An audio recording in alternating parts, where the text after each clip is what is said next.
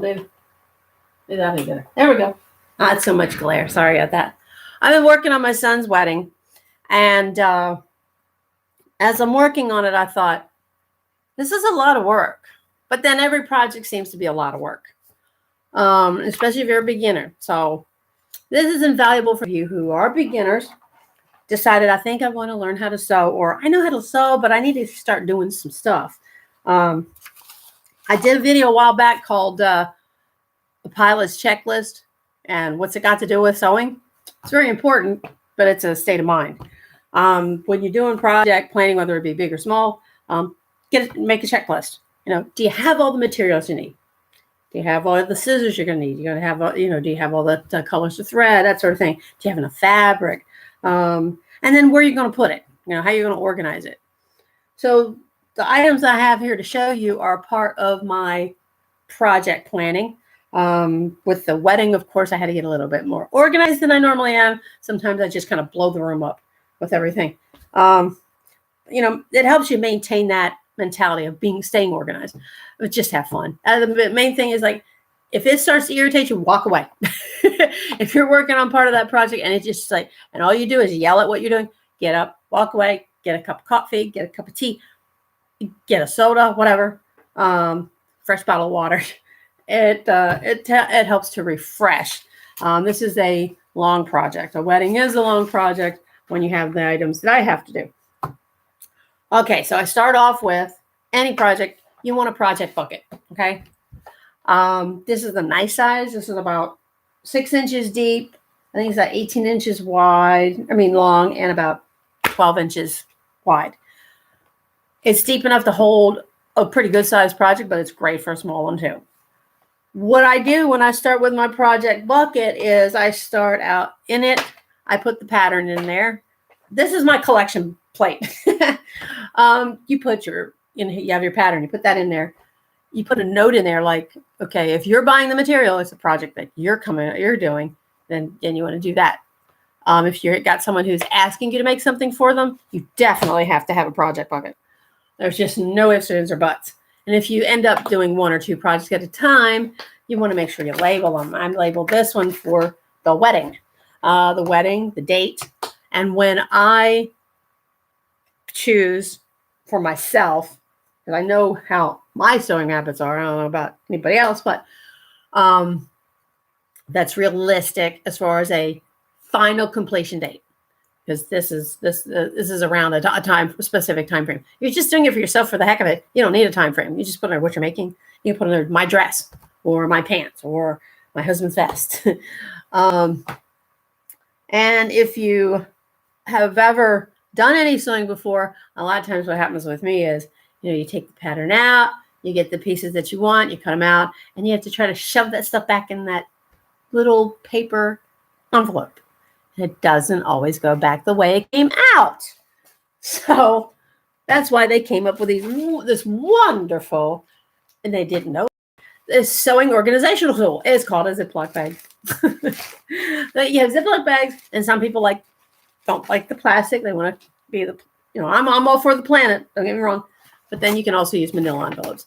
I like these because they're like twice the size of a pattern envelope. Now, what you can do with these, if you're going to use this, is you can take your pattern and you actually tape it to the front. You can take that pattern envelope literally if you want to.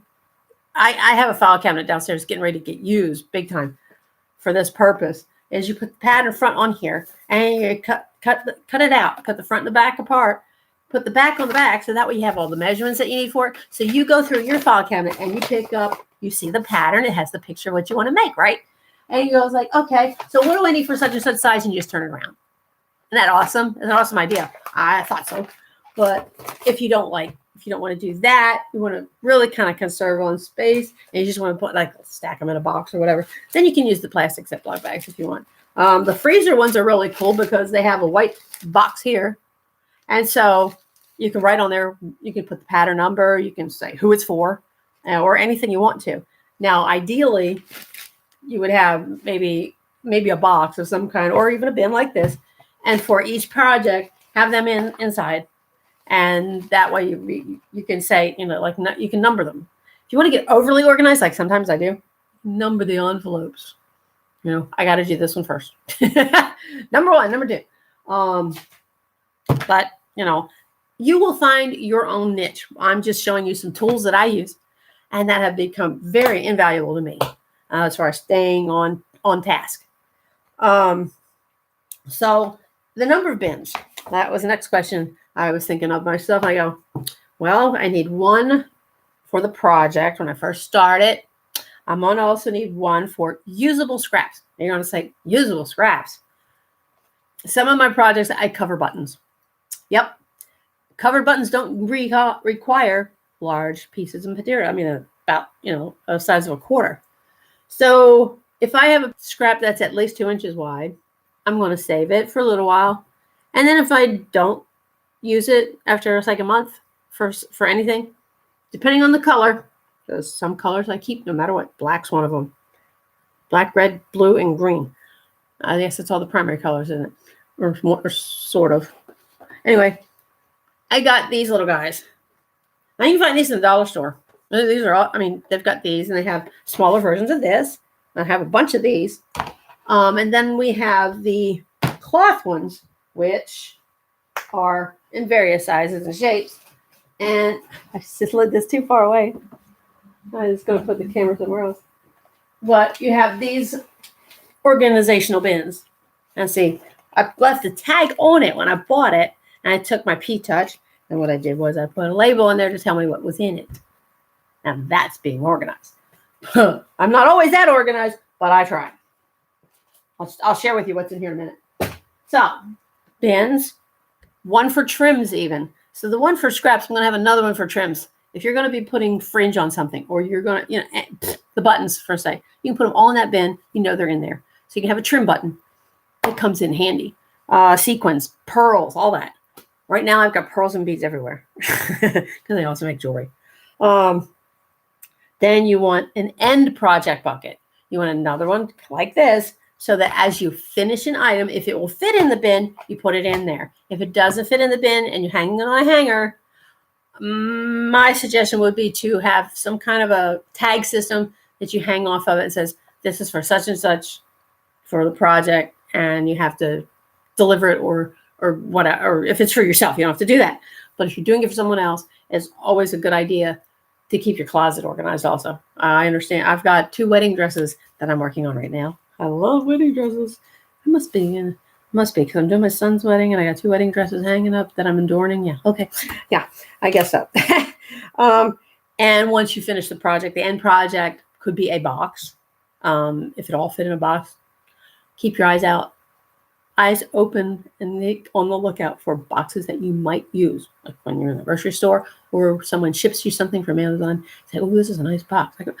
Do you have a storage space? Do you have a basement? Do you have a closet that you built in the basement? I built a closet in the basement for my stuff, for my inventory. Put it there. And you can organize that just like a retail business.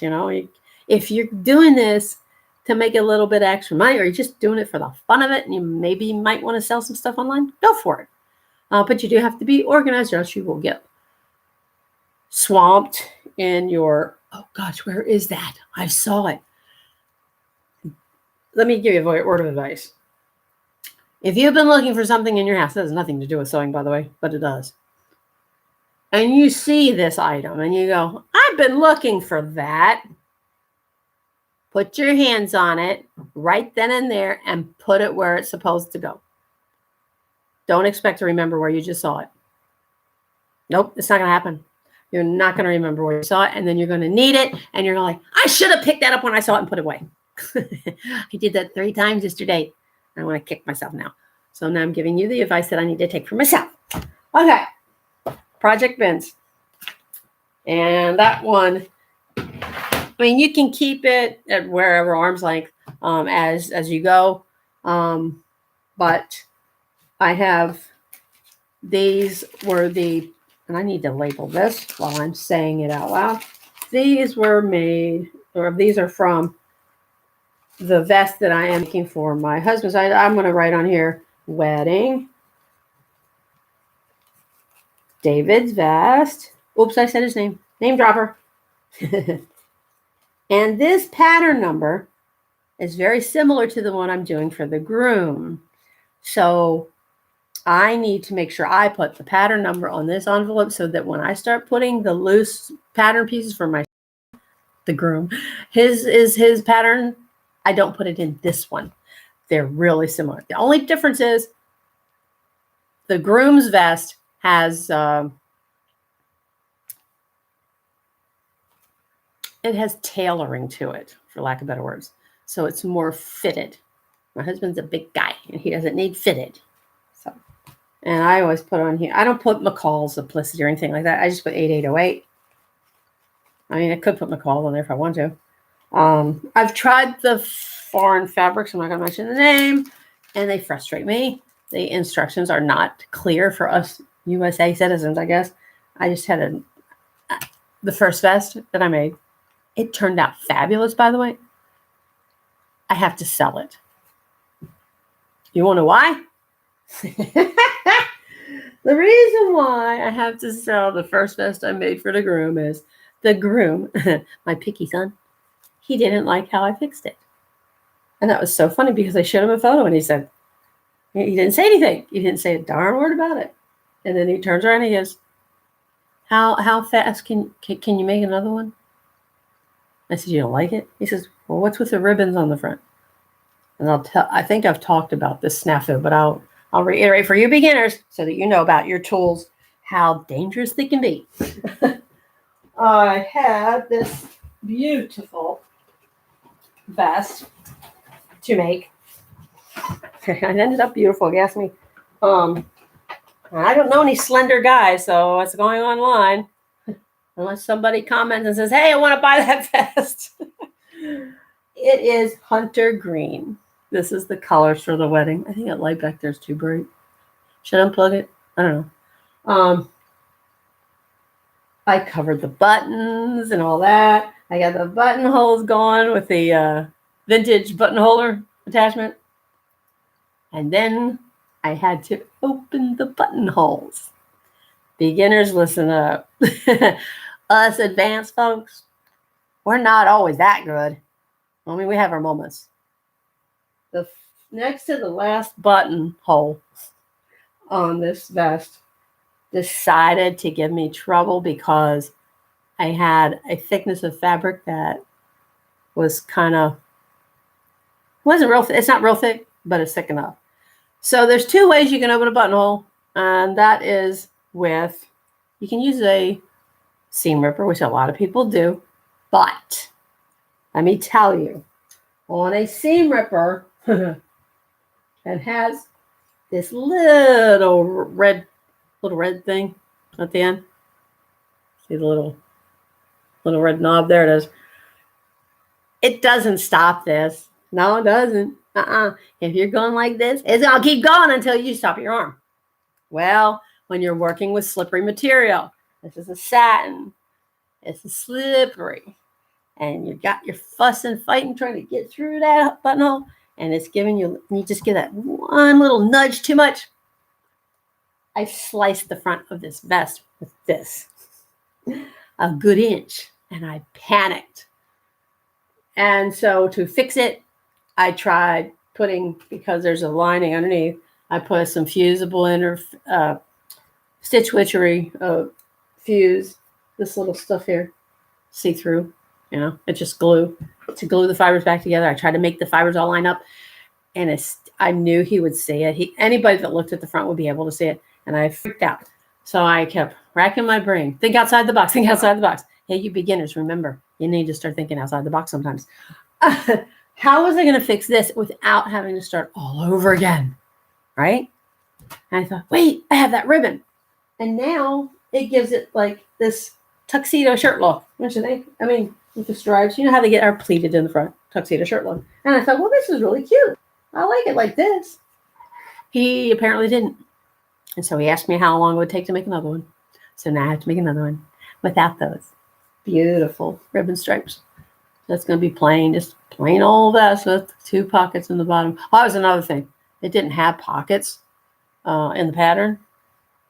I had to make them up, put them in there.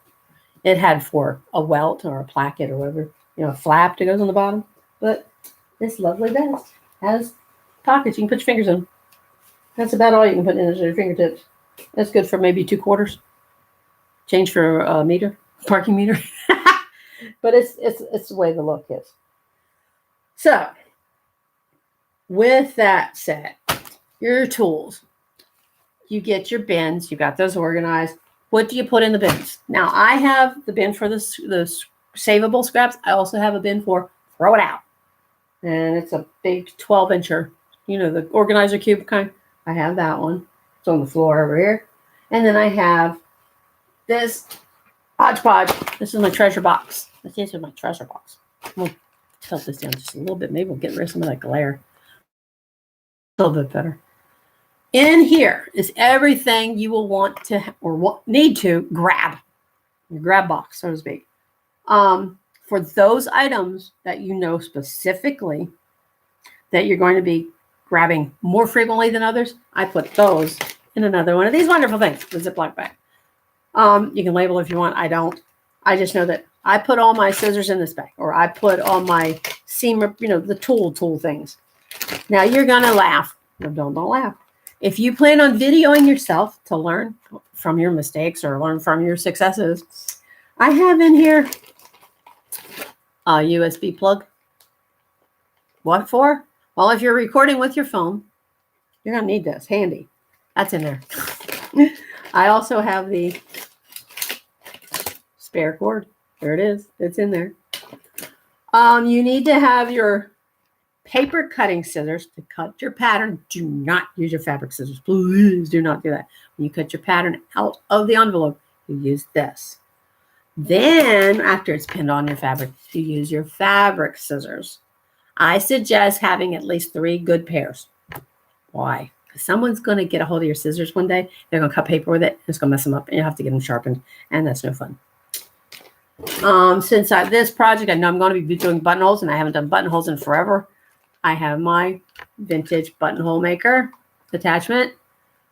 Now, if you're a modernist and you swear by the new buttonhole makers, as far as tools goes, in here I have one of those lovely things. Now, this is the best kind that I can suggest, especially for you people who are beginners.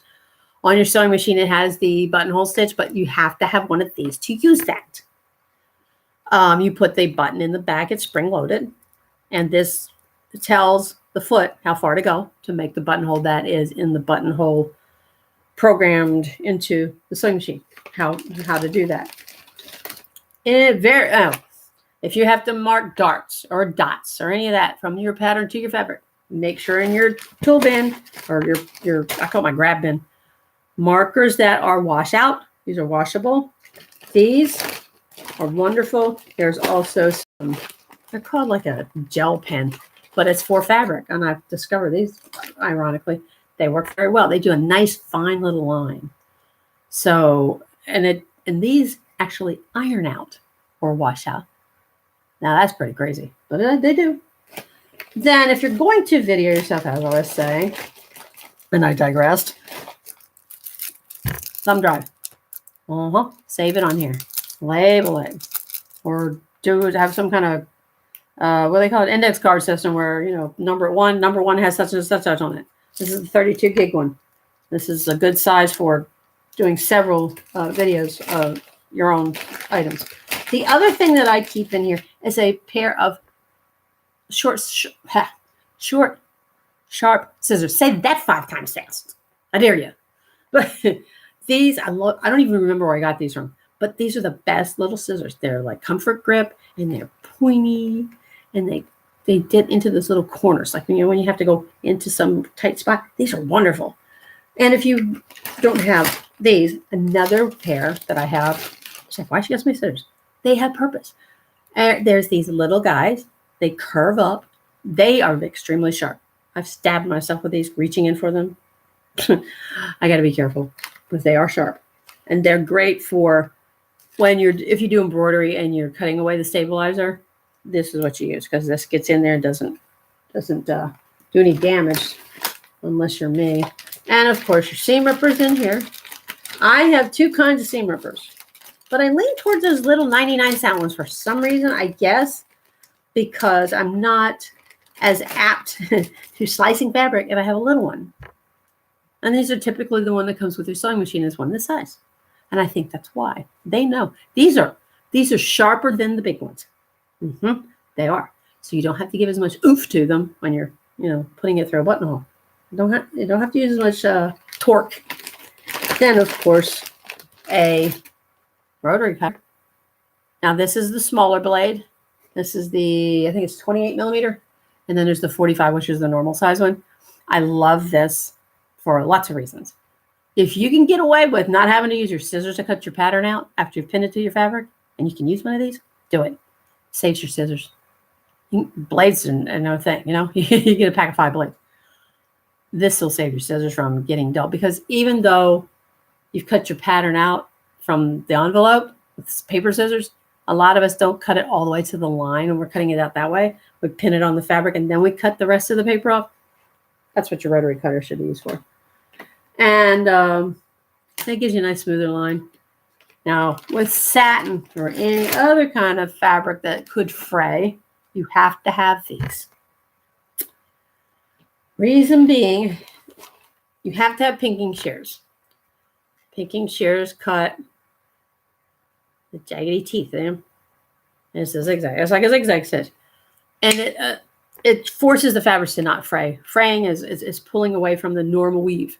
This won't let them do that. Also, with satin, if you've never worked with it, and you don't have one of these, the first time you work with satin, I want to hear what you think with regular scissors. Because you're going to get followed by, I call it hair or satin fuzz everywhere you go. Because it frays and it sticks to you. And it sticks to me. And I'm like, my husband is like, there's all kinds of thread on the hull. I go, oh, sorry. Then I have to get the pinking shears. I forget to use them sometimes. I have 2 pairs of pinking shears. One is Fiskars, and then there's these. And they don't have a name on them. And I don't remember where I bought them. I have a sneaking suspicion I got them from Q-Tex or from Amazon. But these are the best pinking shears I have ever used. They're just wonderful. They cut so good. They don't have a dull spot in them. But I don't cut paper with them either. So, and the other things that these are tips and things that I use for you gals that are beginners that I use. Now, I'm not saying you have to get all of this stuff, because I know when you first start beginning to sew, it's, you got to watch your budget. So pick out the things that you know that you probably would use. But you have to have scissors-wise, I say pinking shears, a regular pair of shears, and paper scissors, 3. I may have 7. That's just me. I do a little overkill. Okay. And I do this. This is a clear. This is used in quilting, as a matter of fact. It's a quilter's acrylic ruler. It's 2.5 inches wide. And I use this when I'm using my rotary cutter on my patterns, because sometimes I tend to slip. I have arthritis in one of the fingers on my one hand, so I have to be careful with that. But I use this for stability and for nice, clean line. When you have these to cut it, your pattern can't be just on your table to use this with your cutter. You have to have what they call a self-healing mat. You put that underneath. So you're going to have your fabric and your pattern on top of the fabric, on top of this, and you use this as a guide when you're cutting. With the rotary cutter, with scissors, you don't need this. I have several sizes of those. I have one that's on the table here that I used. It's 25 inches by 30 inches long. That's a big one.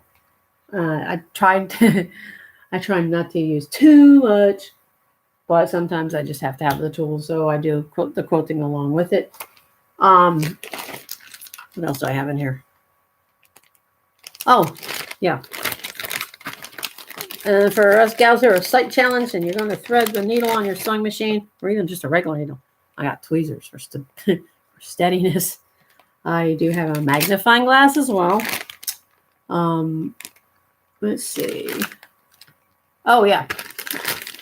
Marking darts on a pattern from a pattern onto the fabric.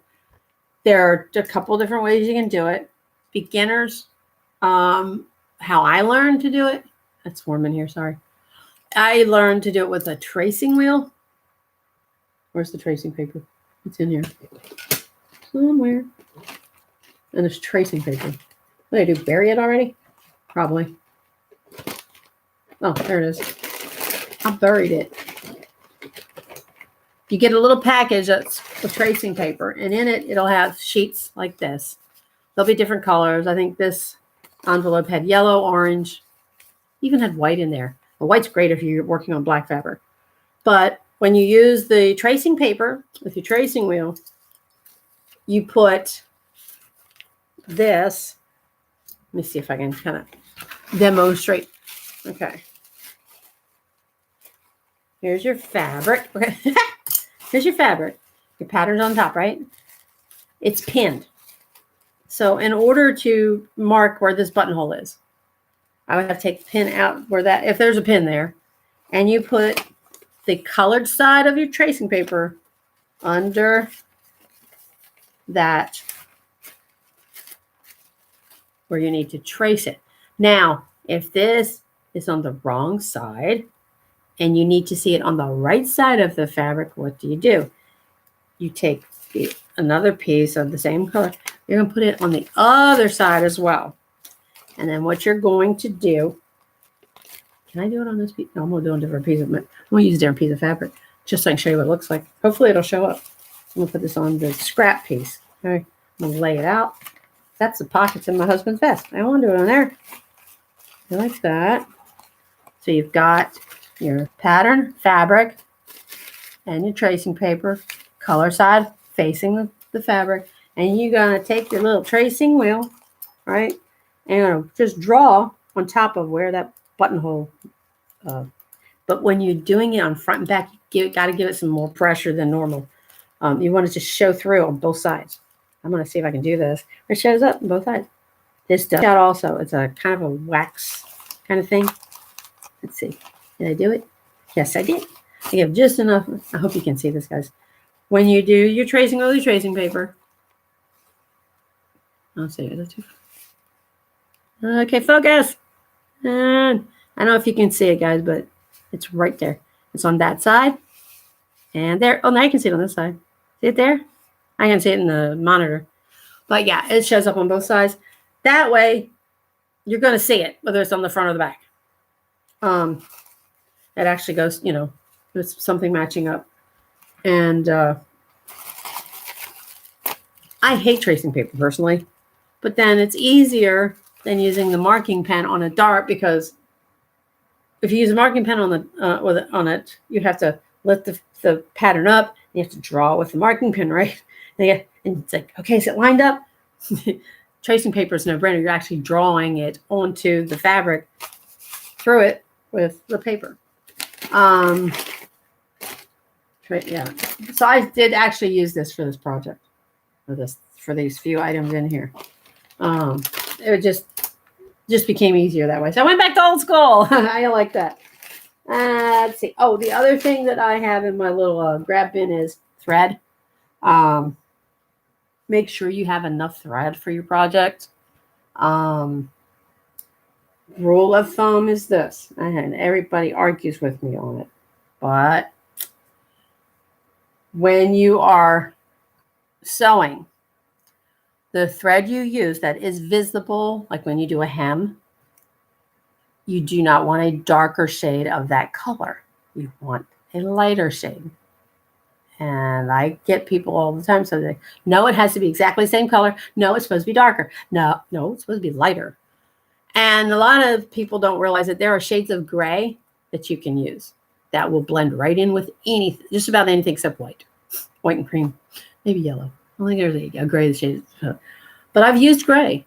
I have used gray, a shade of gray, for even a color like hunter green. I got down to where I didn't have time to go to the store. I didn't have any more of the shade of green that I wanted to use. And so I ended up with this. It was a greenish gray. I don't know if I still have it out here or not. Maybe. Yeah. And if you don't want to go all crazy wild with bins and stuff, they always have something like this. You can find something like this, a thread stand. I know they have the wooden ones that are, but they take up some room. But this doesn't take up a whole lot of room. And I don't know where to get these. These came in a desk. Whoever I bought the desk from had these. Now, as you are, I never had one of these until recently. And I've always wanted one because I know the benefits of it. You can make them, but it's not the same. I tried making one. Not the same. It's called a ham.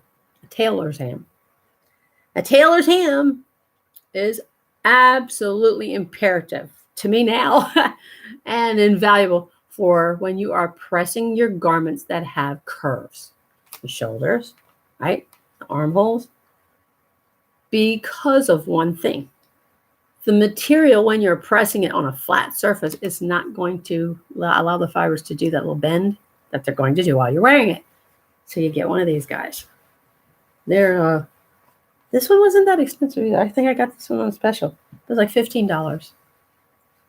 I should have spent $15 40 years ago. Really should have. My stuff would have looked a lot better. And if you're doing this for other people, this is wonderful. For cuffs on the end of a sleeve, or, like I said, shoulder seams, all that. Anything where there's a curve. And it doesn't matter if you iron on either side. It's flannel on one side. The flannel side is what you're supposed to use. Because of the way the fibers are in flannel. It allows the fibers of whatever it is that you're pressing on here to do the movement that they need to do. It gives space or something of that nature. So I have that. I have a mannequin head over here that has the bow tie on it. You don't have to have one unless you're done it. If you like doing necklaces and stuff, yeah, that's a good thing to have. But I just did just because I wanted to display it. And I don't know how. And somebody had a bunch of these and they were selling them. And there were some guy ones, and I was like, okay. So I got some guy heads. I had some lady heads, but that's the bow tie, the groom's bow tie. Hello. And I wanted to make sure I knew how to tie it in case I have to tie the groom's tie for him in case he's too nervous to do it. But one of the other most, besides your scissors, pins. There's debate on pins. If you're going to be doing pressing, glass head pins. No ifs, ands, or buts. Don't get those big plastic ended ones. Those are mainly for quilting and hand stitching. I use the long ones sometimes just to hold stuff in place until I can baste it or whatever. There's different things you can use for keeping your pins contained. You can keep them in the container they come in. This came in this. This is a great deal. 750 dressmaker pins for $3.99. Gosh, that's amazing. And this has become one of my most valuable items. It's a heavy duty, and they use them in auto shops and things, so they don't lose the bolts and the screws while they're working on a car. But you can get these at Harbor Freight online. I think Amazon sells them too. They sell them too expensive. Go to Harbor Freight; they're cheaper, and sometimes they give you away free. They'll have a coupon. But when you are working, and my pins drop on the floor all the time. It's inevitability. Beginners, advanced alike. You're gonna find pins on the floor. But if you have one of these, all you have to do is go like this on the floor, and you'll pick them right up. Look at this. See, they're still on the bottom. And there is a machine needle on there. Well, that's interesting. Well, it's because then you have to change the needle, and it falls on the floor because it falls through the desk. This one is bent. Normally you can't really see certain bends in needles, but this one I can see it. For those of you who are beginners, I may have said this before. If you're stitching fine and you go have lunch, come back and your machine all of a sudden is not stitching, can't get a stitch out of it, what's the first thing you do? Rule number 1, take out needle, put in new needle. Rule number 2, rethread it and watch the magic. I forgot those 2 rules, by the way, recently with my serger. And that's because I forgot a serger is a sewing machine too. It was stitching great, beautiful, overcast stitches. And then I came back to it, and it wasn't stitching hell. What's wrong with this thing? I thought the timing was off and all this and everything. And when I get like that, I'm like, I'm just going to stop. So I stopped. Came back the next day. What'd I do? I said, I just put needles in this. I said, well, I'll put new needles in it. Put a new needle in it? Not a problem. Somewhere in that project that I was working on, one of those needles got slightly bent, and it just said, I ain't stitching no more. So, no stitches, new needle. New needle and rethread. Especially on the serger. It's dry in here too. I have to keep my ice water close at hand. Okay. This has been pretty much just a recap for some people. But having the organizational bins has been a bit, it was an epiphany for me. The next thing I have to do is get this haircut. Some of these items are quilting aficionado equipment. I love quilting equipment, by the way. I love the rotary cutters. I love the clear ruler and all that. Make sure that you have everything you need when you get started. Your paper, scissors, if you're not using, if you're cutting on cotton, you don't need to have pinking shears, but pinking shears also help if you're like in a hurry and you're making something for yourself really quick or whatever. You don't want to have to overcast stitch your project. You don't have to. Pinking shears keep it from fraying. There's also a product called Fray Check, the little liquid thing. And you put that at the end of your seams and it will not fray. It keeps it from fraying. Kind of like glues them in place. Doesn't wash out. From what I understand, it is permanent. There's a lot of situations that I've heard where people call in panic. And I'm like, can you hem my pants?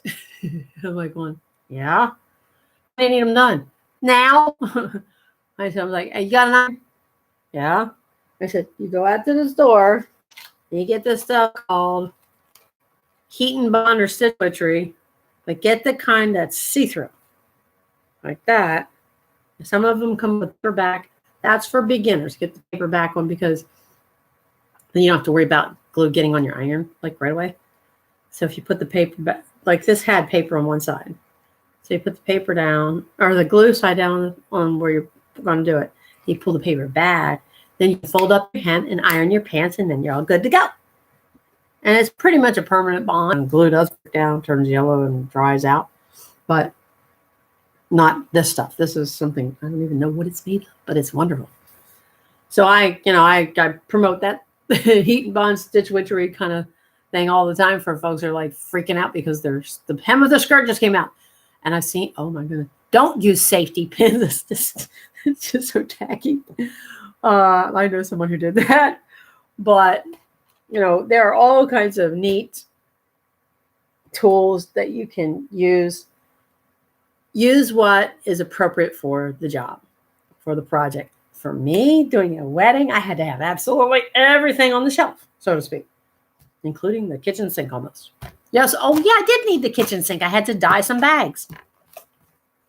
I did. These are they were previously canvas colored little bags. They're stiff, really hard. I had to wash them like 4 times. And then I read online if you put tennis balls in the dryer, it helps soften them up. It actually does. But these are going to be little gifts for the bridesmaids. And so if you want to make something, beginners, zippers, unless you really want to be dangerous, you can do zippers. I would prefer a makeup case that had like a Velcro closure or a snap. But this is one that's basically finished.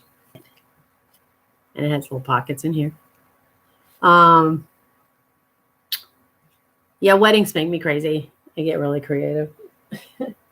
I'm just showing you this to these guys because some of you beginners might say, well, I just want to do a little makeup bag. Well, this is one that's kind of Of course, I have an embroidery machine, so I get to do fancy. This is when I'm getting ready to stitch it completely done.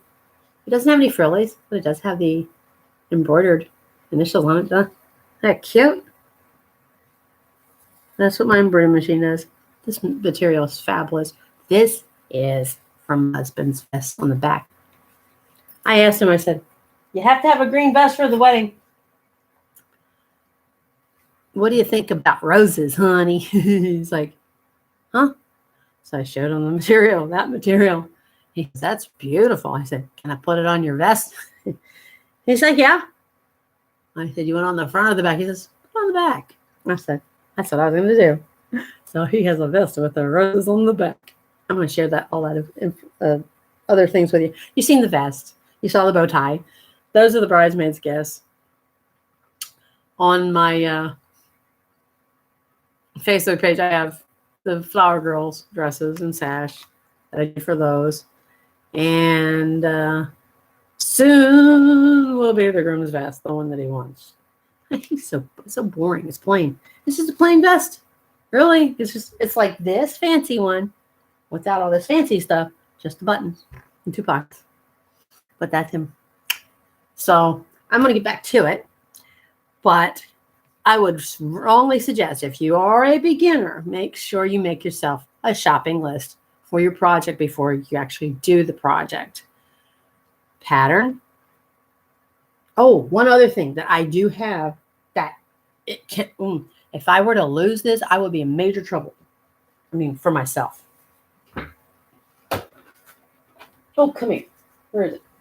When you're the next time you're at a dollar store and you see those little books, they don't have anything written in them. They're just one paper. Grab one. Seriously, grab one.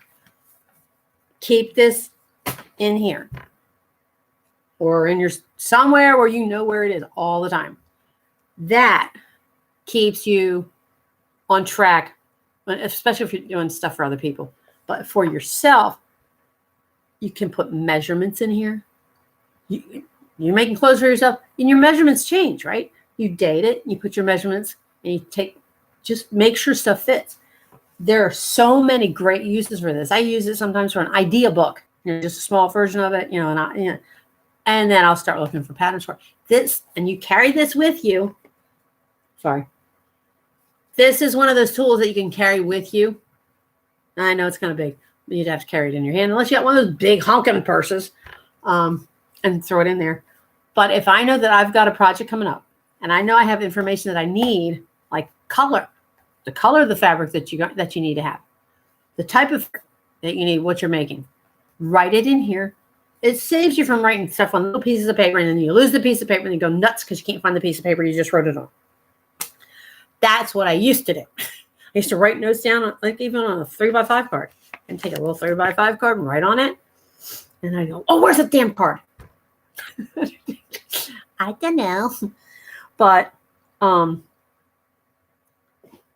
almost forgot about that. And that's very important. I mean, this will help. One of these will stay organized. And if you're a beginner, you don't want to lose the love for learning how to sew. I had moments like that in the very beginning where I just like, ugh, this is annoying. Because I didn't have an organizational mindset. Because if you think about it, the patterns are instructions. You have to go 1 to 10 or 1 to 14 or whatever. And you have A, B, C, D. So if that's structured, you can't be unstructured in making because that's how things are made. There's an order of things. So I hope that the tools that I use and the little things that I grab onto, I have a whole nother list for fixing stuff. If you want to adopt some of that, try it out. Some things that are, the same or similar as to what I've done for myself. I'd like to hear about it. So please do leave me a comment about it. I said, you're like, oh, I got one of those magnet things for my pins and I'm so glad I did. Yes. I didn't know about those. I always went with the same little, little plastic magnet thing, or the tomato, or the little wrist thing where you put the pins in on the wrist.